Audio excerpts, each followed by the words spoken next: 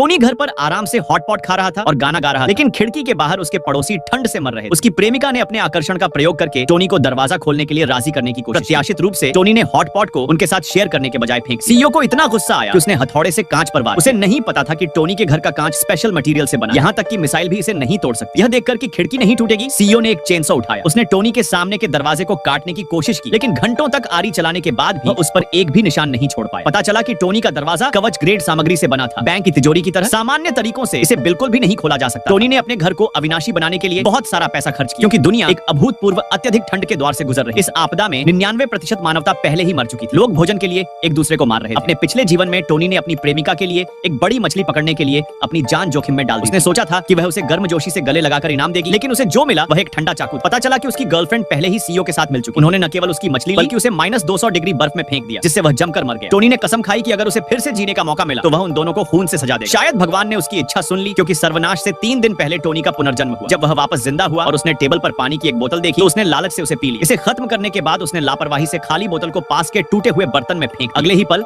बर्तन में पानी की सैकड़ों बोतलें दिखाई। तब टोनी को एहसास हुआ उसके पिता ने जो टूटा हुआ बर्तन छोड़ा था वह एक जादुई खजाना। इस खजाने के साथ वह आने वाले सर्वनाश से बच सकता था और उन लोगों को सजा दे सकता था जिन्होंने उसके साथ अन्याय किया। उसने जल्दी से अपने सारे पैसे एक सोने की पट्टी खरीदने में खर्च कर। फिर उसने सोने की पट्टी को बर्तन में रखा और प्रार्थना की। जल्द ही बर्तन में अनगिनत सोने की छड़ें दिखाई देने लगी। जैसे ही वह खुशी से नाच रहा था उसने देखा कि सभी सोने की छड़ों पर एक जैसे सीरियल नंबर थे। अगर वह उन्हें बेचता तो निश्चित रूप से संदेह पैदा होता, इसलिए उसके दिमाग में एक विचार आया। उसने सभी सोने की छड़ों को पिघलाकर एक बड़ा टुकड़ा बनाया, फिर उसे बेचने के लिए एक ज्वेलरी स्टोर में ले गया। स्टोर का मालिक दंग रह गया और अवाक रह गया। उसने अपने जीवन में सोने का इतना बड़ा टुकड़ा कभी नहीं देखा था। उसने तुरंत टोनी के खाते में $5 मिलियन ट्रांसफर कर दिए, क्योंकि वह घर जाकर अपना व्यवसाय जारी रखने वाला था। वह अपनी पूर्व प्रेमिका से टकरा गया। उसने सोना देखा और उसकी आंखें चमक उठी। वह उससे मीठी मीठी बातें करने लगी और चिंतित होने लगी। टोनी ने उसे घृणा से देखा और सोना दूर रख दिया। अचानक सीईओ प्रकट हुआ। उसने टोनी को उसकी सफलता पर बधाई दी, फिर सुझाव दिया कि वे भोजन के साथ जश्न मनाएं। टोनी बिना किसी हिचकिचाहट के सहमत हो गया, लेकिन सीईओ ने क्लासमेट्स के एक ग्रुप को डिनर में इनवाइट किया और सुनिश्चित किया कि वे सबसे महंगा भोजन ऑर्डर करें। यह स्पष्ट था कि वे चाहते थे कि टोनी पे। टोनी ने उन्हें नहीं रोका। जब वेटर $1.18 का बिल लेकर आया तो उसने सभी को